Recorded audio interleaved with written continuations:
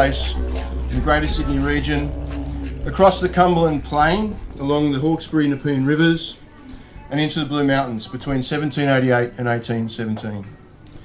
It's a war about resistance by Aboriginal people to British invasion, written through and reflected in the lens of the invader's own historical archive. As such, I think it's important to acknowledge the people in this book, those who even Governor King admitted back in 1805 were the real proprietors of the soil. The people who, as I hope my book shows, through their raids, attacks, skirmishes and battles, forced the Europeans into a long war if they were to colonise the Cumberland Plain. So I wish to acknowledge firstly the traditional owners and custodians of the land we're gathered on, and also all the First Nations across what we now call the Sydney region, whose histories of dispossession, resistance and survival I hope this book may add some small further broader understanding of. I'd like to acknowledge the Aboriginal and Torres Strait Island people who are here tonight, and the elders and community leaders who are here. In particular Shane, I'm not sure if Shane made it tonight. And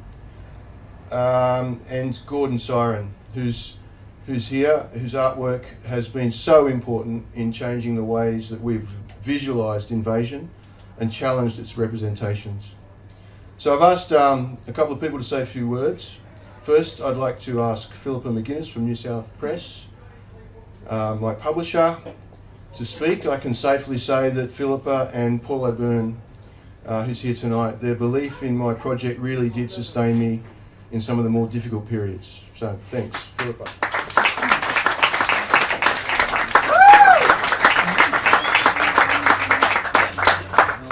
Hello everyone, I am very honoured to be speaking and delighted to be here. Thanks Heather.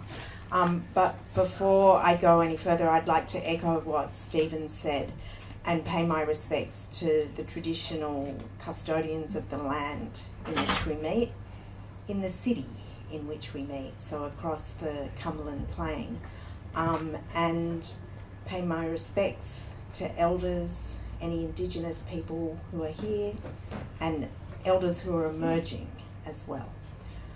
So as Stephen said, this book has been a long time coming. I couldn't remember, to be honest. I could have checked emails or files, but what's the point? I know, I'm surrounded by historians and I could refer to dates, but I won't. But I should also say that for a long time, whenever I saw Stephen at a function like this, he looked a bit guilty and turned the other way. So when the manuscript arrived, even though I sent it back and asked Stephen to do some more work, I really understood why it had taken so long and why it was worth waiting for. It's a really important book, and Stephen has written it with such care and the precision that is absolutely necessary with a work like this, that it made us feel very proud to add it to our list in Australian history.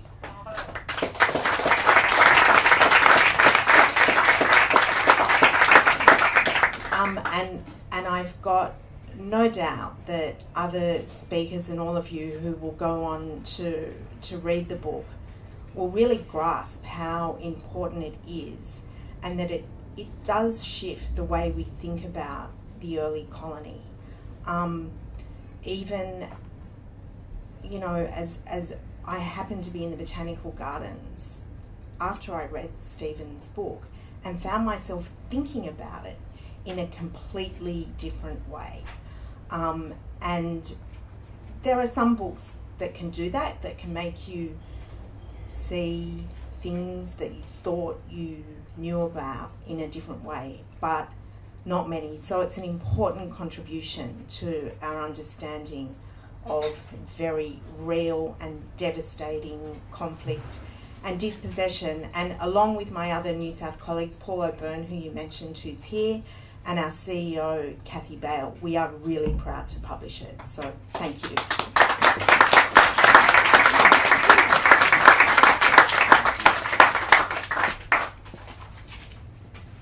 Thanks so much, Milka. Now I'd like to ask Professor Heather Goodall to launch the book. Anyone who knows Heather's work will, I'm sure, like me, have been inspired by it. I've been fortunate to have studied at UTS with Heather, we go back a bit, and I've long admired her work in Aboriginal history, environmental and colonial histories, and in particular how these still inform present day social justice issues. So I'm really pleased to have Heather launch the book.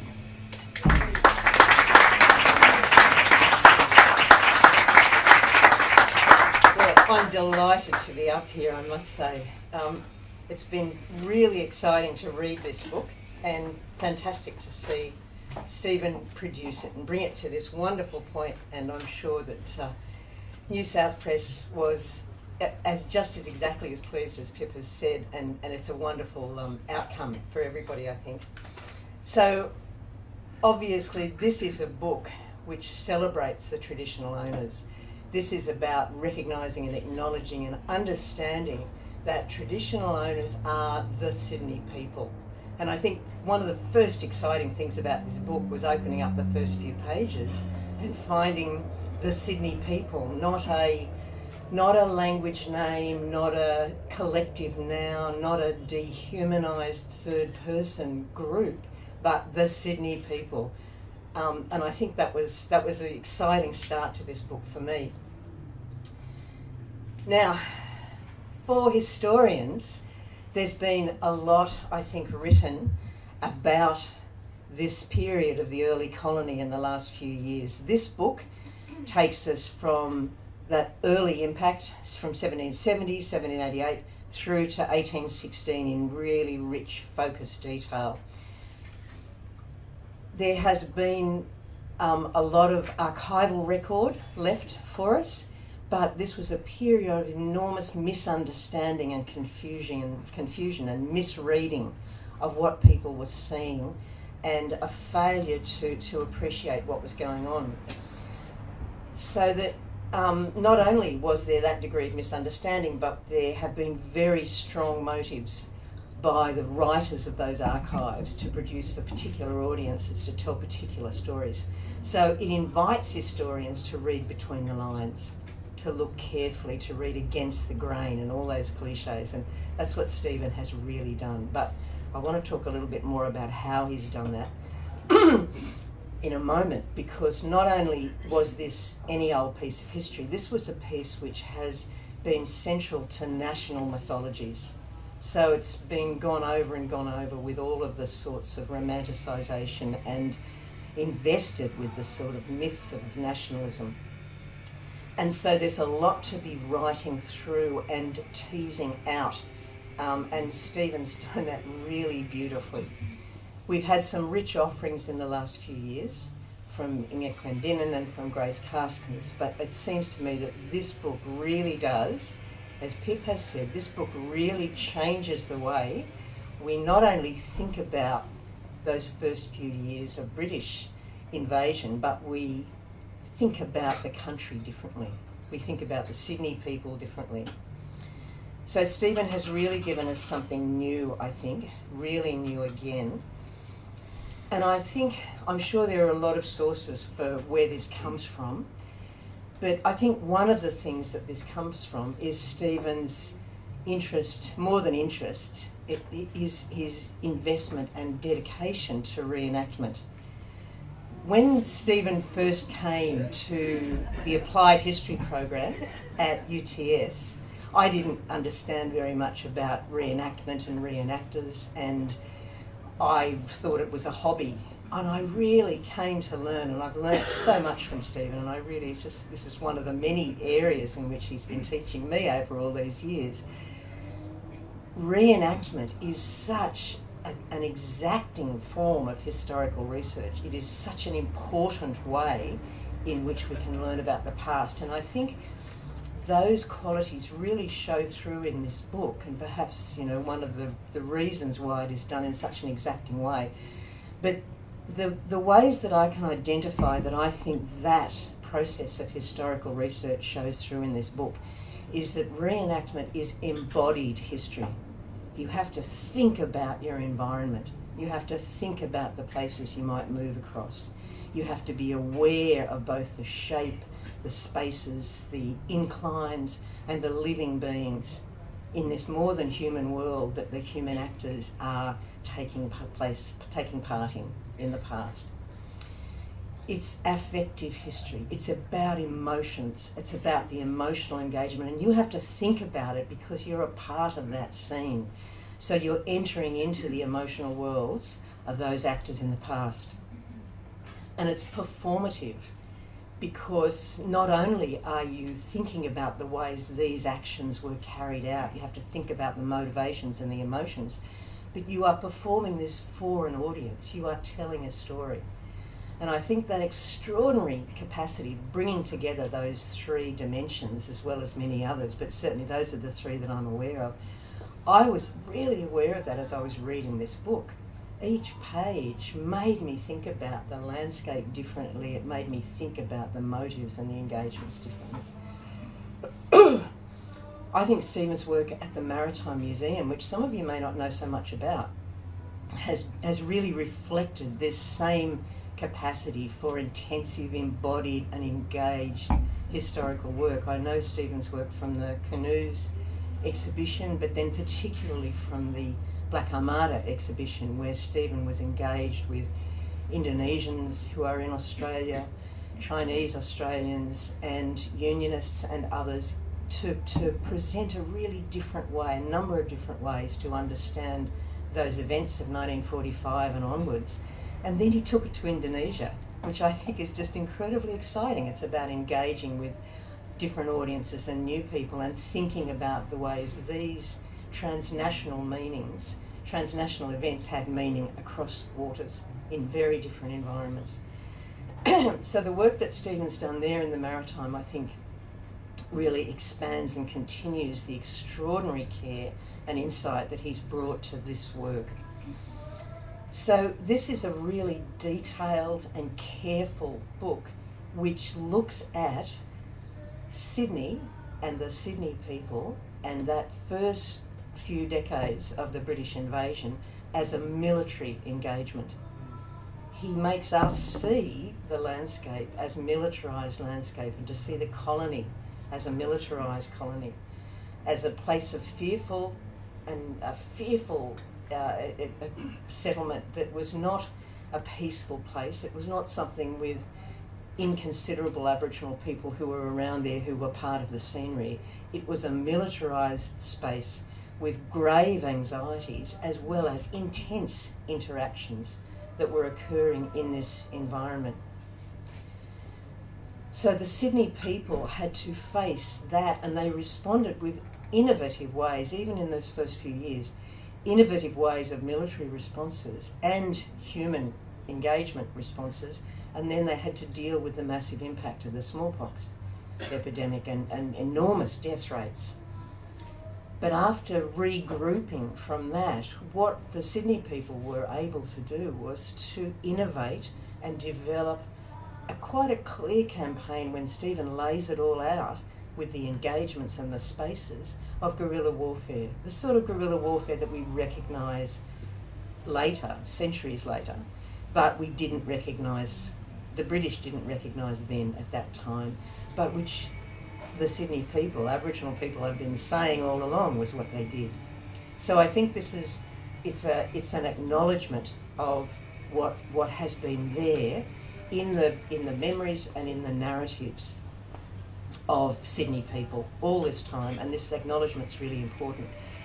But the final point I want to make is that if this is military history, it's new military history. There's no accident that, for me anyway, that this is just a few weeks after Anzac Day, when we all had to face that incredible romanticisation and myth-making of slaughtering that occurred in the First and the Second World Wars, and we had to be taken through yet again the ways in which rape is ignored and killing is glorified. Now, this book is a book about military history which takes us beyond the myths, and it takes us to an understanding, I think, of the intense fear and anxiety and mobilisation and courage without the myth-making, without the nationalist myth-making, and without the sexism. This is a book about all of the people who were involved, the Sydney people, the women, the children, the men, and the British, the women, the children, the men, who were involved in this terrible series of wars that have just been written out of the history. And you have to look deeply, and with the sort of embodied understanding that Stephen has brought to it, to find this. So my really final point is that Stephen's a really good writer. So this is very detailed, and it's very new, and it's very challenging history, but it's written really well. So it's engaging to read, and it's absorbing, and it draws you in to the narrative, and it makes you wonder why you hadn't seen this before. And it's because nobody has so carefully brought all the details together and dealt with it with the insight and the emotional commitment that Stephen brings to it.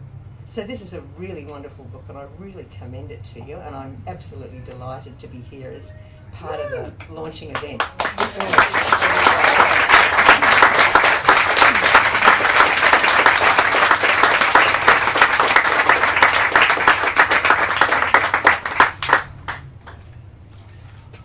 Wow. Thank you so much, Heather. Now I'd like to ask Gordon Siren to come up and say a few words. Gordon, would you like to? Gordon's achievements are far too many to mention. I think one of his greatest impacts has been a revisualisation of the ways we've been told and the ways we have seen that first fleet of 1788. I know Gordon's work certainly impacted me and played a role in my drive to revisit the written histories of so-called settlement and to rethink them as invasion.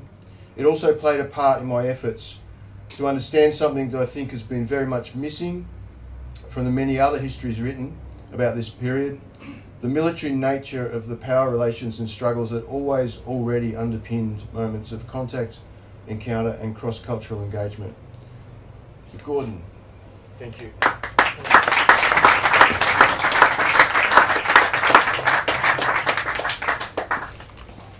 I'm a little bit flabbergasted after all that, such scholars getting up and talking, and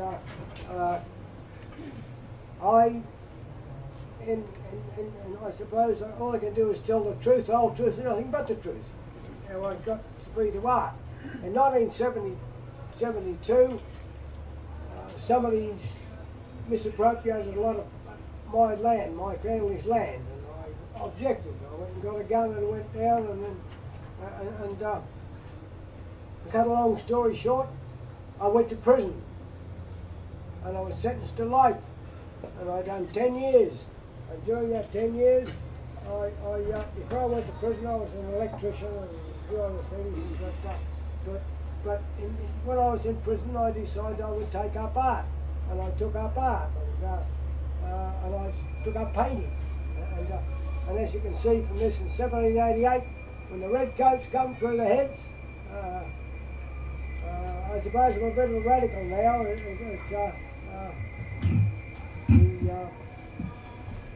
They stole my land. You can't hear me. Sorry, Alex. I don't know where I was at now.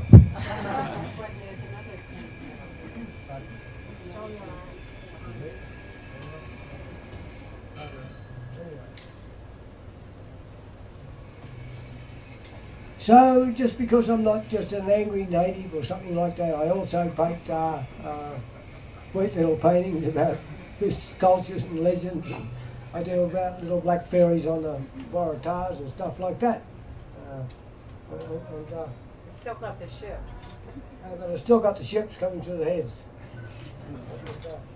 You have to remember those ships came through the heads in 1788 and took the land, because in 1972 my family had about 3,000 or 4,000 acres of land on the mid-north coast of New South Wales, and a fella came along and took it, and I objected, and that's how I finished up in prison. And when I went to prison, it was a hell of an awakening. It was a whole different perspective, and but I'm not going to ever do that again. And so now, today, I paint. And it's so great that I see people like Stephen.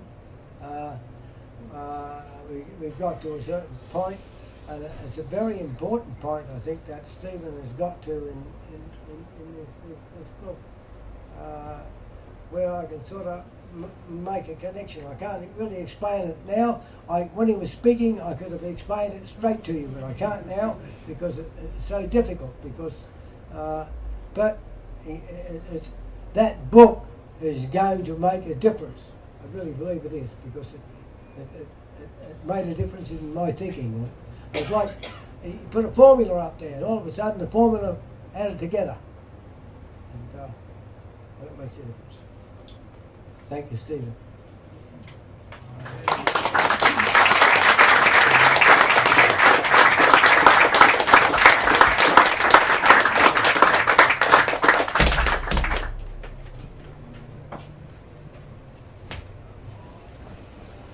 So, if I can just say a few more words and some thank yous. I wanted to actually draw your attention to a couple of things in the book that are already out of date.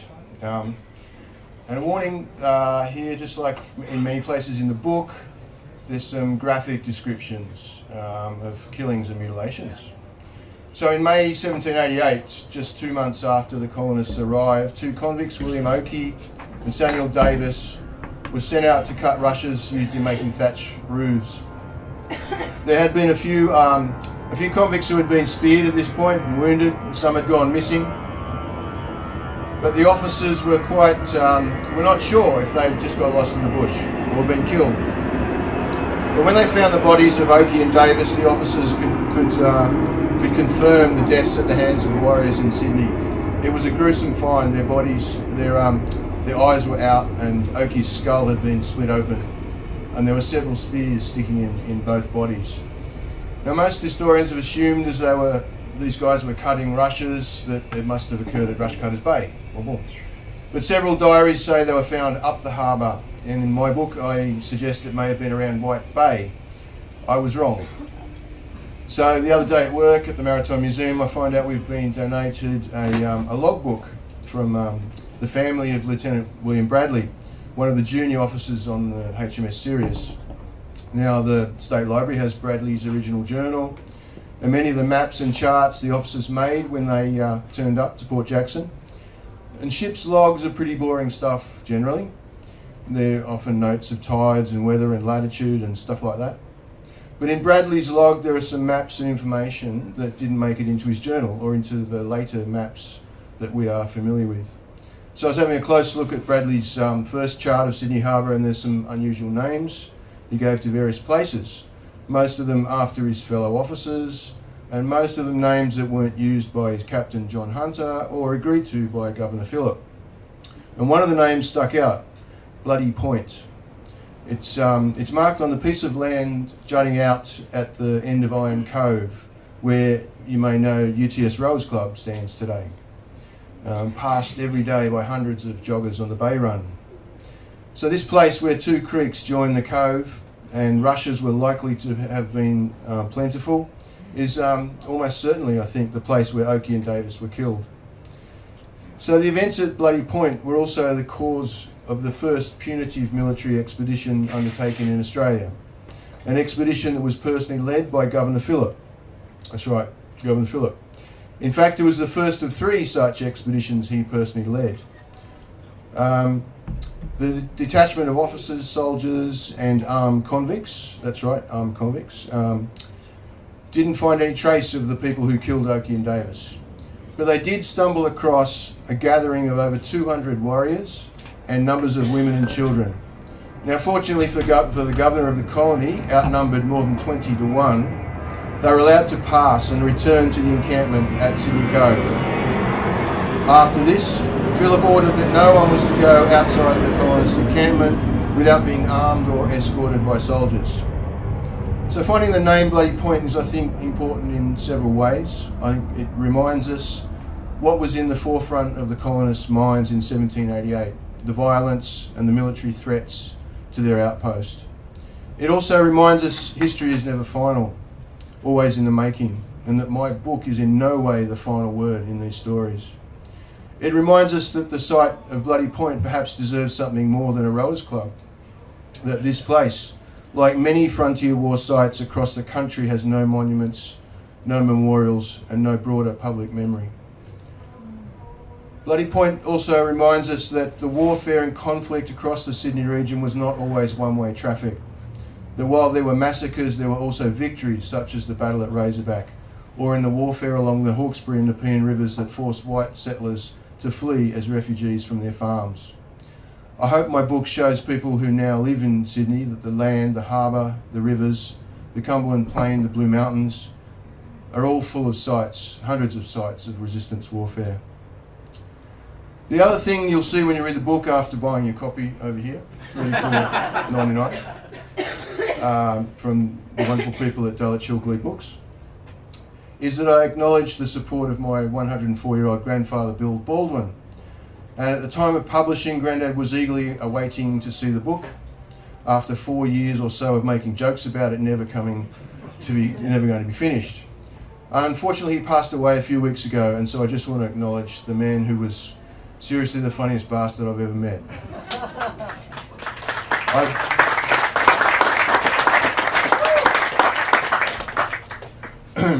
I'd like to thank the State Library of New South Wales, in particular Richard Neville, the Mitchell Librarian and Director of Education and Scholarship.